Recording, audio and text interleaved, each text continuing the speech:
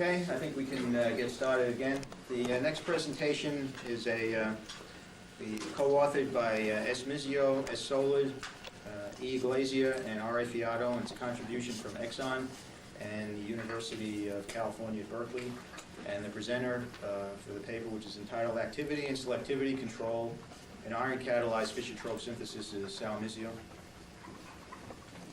Good morning.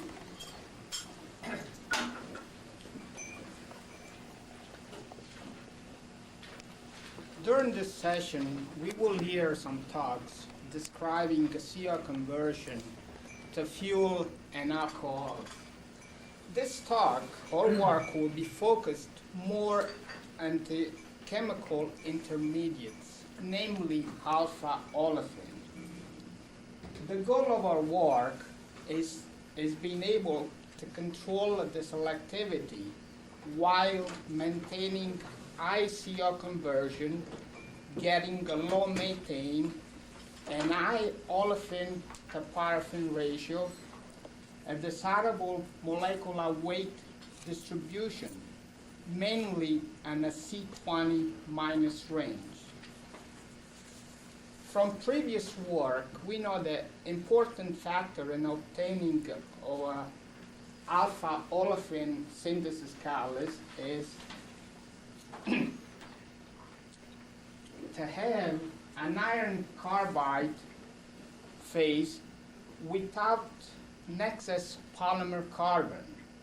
We need a structural promote to prevent sintering and loss of effective surface area. A dual promote with potassium and copper. The alkali reduces the acid side, favors CO absorption, and therefore enhance selectivity. The copper reduces the oxide to the carbide. Therefore, we choose, or catalyst that we choose, is an iron zinc catalyst with potassium and copper. I will talk today about the synthesis of this iron and zinc catalyst from different oxide, some characterization that we have done, and results in a CSTR and fixed bed reaction test. Let's look at the synthesis of the iron oxide precursor. We used 3 different methods to prepare our precursor. The first one is a decomposition of ammonium glycolate complex. The second one that's an ascending pH with ammonium hydroxide. And the third is a controlled pH precipitation with ammonium carbonate. To convert the oxide to carbide, we choose in situ conversion, avoiding high temperature and minimizing the excess carbon formation. I will show during this talk the importance of the dual promoted in this conversion. Let's look now at the first method of that we use, the decomposition of ammonium glycolate complex.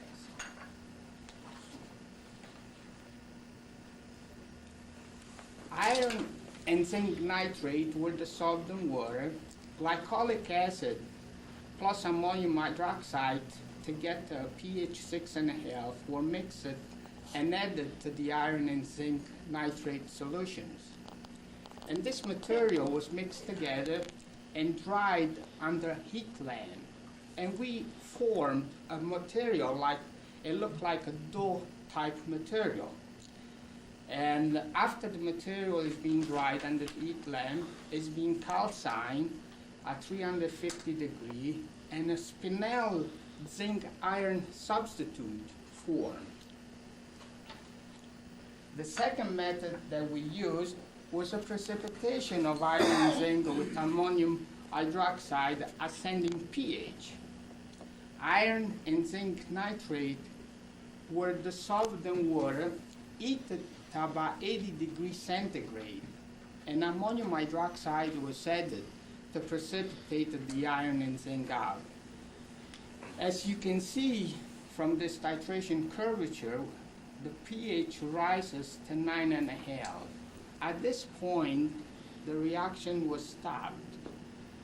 The material was cooled to room temperature, washed, filtered, and then dried in calcine at 350. The third method that we used, it's a controlled pH precipitation. And this method, iron and zinc solutions, the nitrate, were continuously added through a pump into this flask. The ammonium carbonate, the basic solution, was added through a second pump, which was interfaced to a PC. The flow was controlled to keep the pH around 7. The slurry was recirculated through a centrifugal pump to achieve a very good mixing.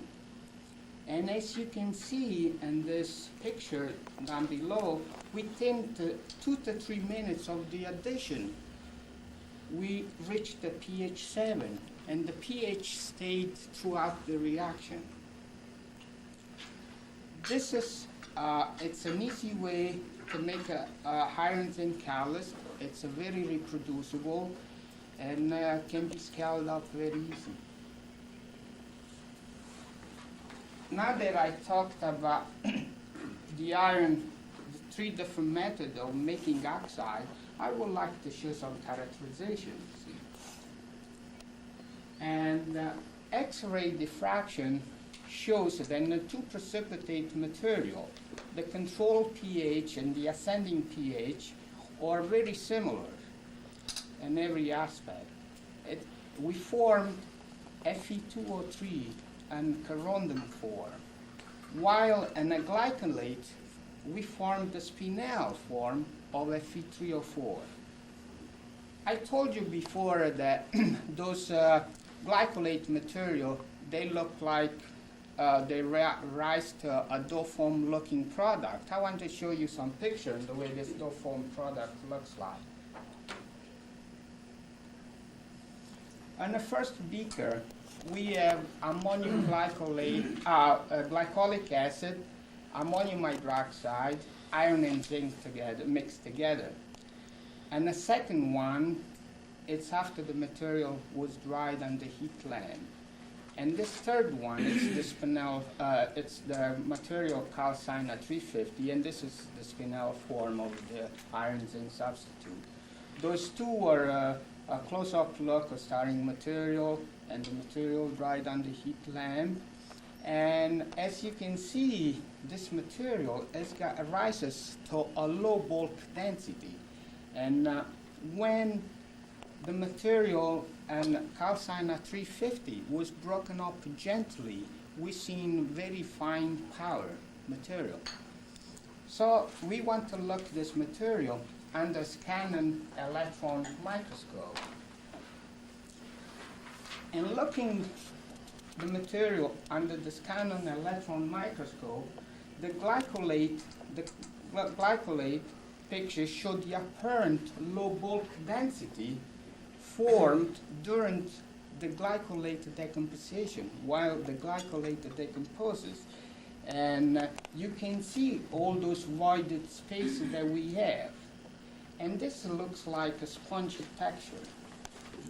On the eye magnified view, you can see the rag-like structure form of the glycolate from the glycolate decomposition.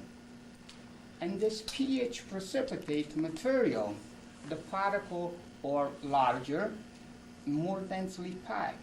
And this looks like to us like a texture, a granular texture. Now, even as seen by those micrographs, we don't have a very uniform and a glycolate particle. We choose to measure the particle size. And the particle size were measured with the Coulter multi-size. And using the Coulter multi-size, we find that the particle size from the glycolate complex are nearly monodispersed, ranging from a size between 0.4 micron and 0.8 microns, with a surface area between 52 and 74 square meter per gram. The two precipitate material have particle size ranging from 5 microns to 24 microns, with a surface area around 22 square meter per grams. Now, having made those oxide, what we want to do next, we want to look at the effect of the amount of iron to structural promoter and the effect of potassium and copper promoter in this conversion.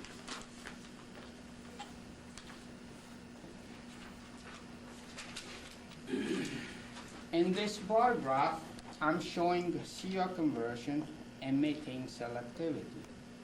This is a CSTR run using an ammonium glycolate complex and was done at 270 degrees centigrade, 2:1 gas ratio, and 75 psig. As you can see, as the iron zinc contents, the catalyst containing the higher zinc the highest iron to zinc contents have high activity and a good selectivity. The sample containing the high iron are more easily reduced and carbide, forming this active and selective synthesis catalyst. I would like to say that all the talks that I'll be doing next few slides are done in the CSTR, and in the CSTR we had CO2 around 45%. Now we want to look at the promote effect in this CSTR run. In this bar graph, we're showing CR conversion, methane selectivity, and olefin to paraffin ratio. As you can see, the CR conversion and a single promoter, it's very similar. While we adding a double promoter, the conversion drastically increased. And the potassium malone catalyst, the methane is slow, and the olefin to paraffin ratio it's lower too. It's very similar to the one promoter with both potassium and copper. While a catalyst promoted just with copper, we have high methane selectivity and low olefin to paraffin ratio. This tells us that an iron catalyst, both potassium and copper must be present to achieve a good selectivity and a high activity. I would like to mention that the promote effect of the most important effect in this catalyst. The structural composition and the different crystal composition or secondary effect. As and one of the catalysts, the glycolate catalyst, even with a higher surface area, the two other catalysts, the activity showed just to be slightly more active than the precipitate catalyst. Every aspect of the catalyst were very similar, olefin to paraffin ratio and methane selectivity. Now that I've shown you over here olefin to paraffin ratio, I would like to show a wide product distribution. This again, it's a CSTR run, and what I'm showing you, it's the olefin selectivity versus carbon number, and as you can see, in the C2 to C12 range, the half olefin it's above 60%. This was done on Inline GC, and we identified 3 other major products. It's a normal paraffins around 10 to 20%, some oxygenate around 10%, and some internal branched olefin around 5%. Next, I would like to show results from CSTR runs and fixed bed runs.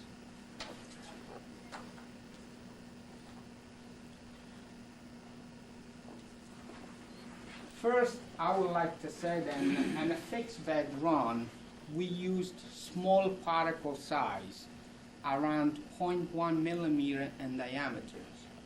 And as you can see, the CO conversion in both cases, when we go from 75 pounds to 150 pounds, increases in both cases.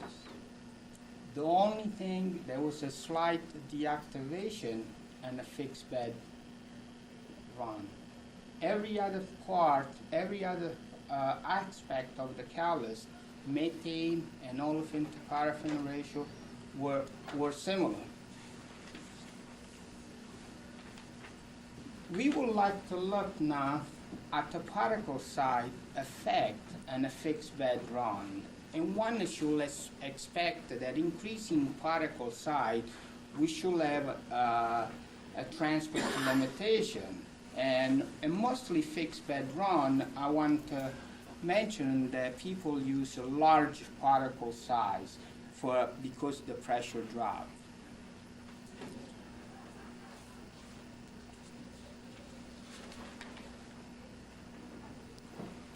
In this bar graph, I'm showing CO conversion, olefin paraffin ratio, and methane selectivity.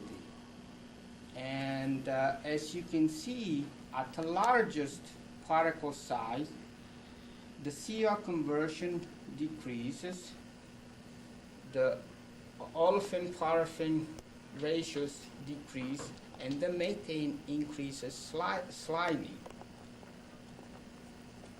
So next, what I would like to show is a Schwarz-Flory plot of this product distribution in a fixed bed run.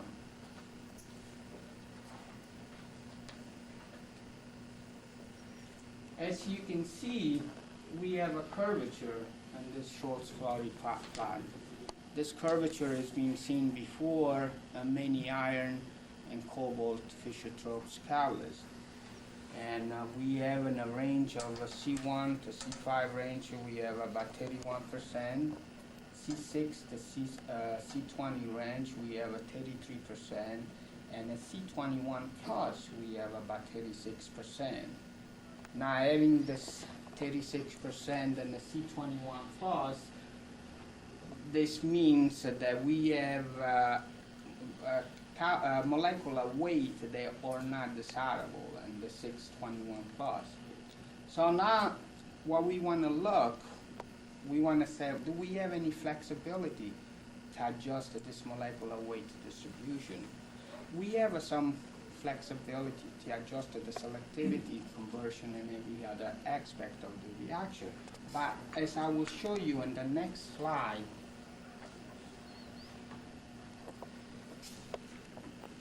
those are the parameters and what we need, the favorite reaction condition. As you can see, an iron zinc catalyst should increase the activity, have a good olefin selectivity, low methane, low CO2, reduce the deactivation, and reduce the high molecular weight distribution. But let's take the first couple. To increase the activity, we need a high temperature. Olefin selectivity, we need high temperature. But if you look at the methane selectivity, we need a low temperature. So some of the conditions that we need are in the opposite direction. So a compromise is needed to achieve a very good result. And what we choose as a compromise, we choose a temperature ranging from 260 to 290 centigrade, and a pressure between 150 and 200 psi G. I would like to make some conclusion, and those showing some of the feature, the positive feature, and those Fischer-Tropsch iron zinc catalyst. And we have high productivity. We have similar productivity independent in which oxide precursor we use. And like I said, in the glycolate, we have about 20 to 30% more CO conversion. And we have a high alpha olefin selectivity. And the C2 to C15 range, we have between 50 to 70%. And we have a similar productivity and selectivity in both CSTR and fixed bed round. As long as a fixed bed round, we use small particle size. The two major issues that we have a 45% of carbon, it's lost in the CO2, and the broad molecular weight distribution, which limits the yield of the product that we want. Those two major issues are very important, limiting the factor of this process. I would like to acknowledge some of my colleagues who helped with this work: Joe Baumgarten, Joe Scanu, and Angela Claus. And thank you for your attention.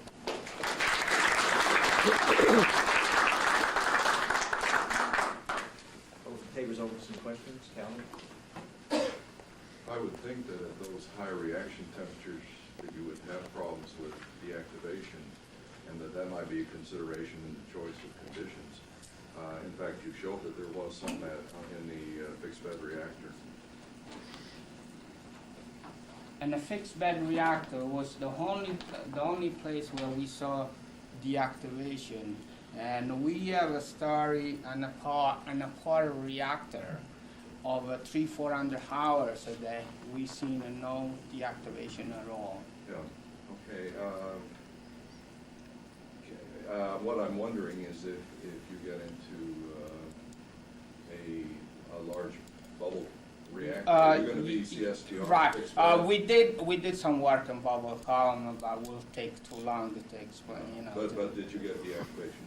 Yes. Yes. And so I'm wondering, can you regenerate this catalyst? Sure.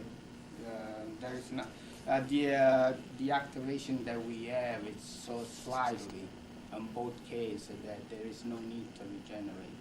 Do you know what the cause of deactivation is?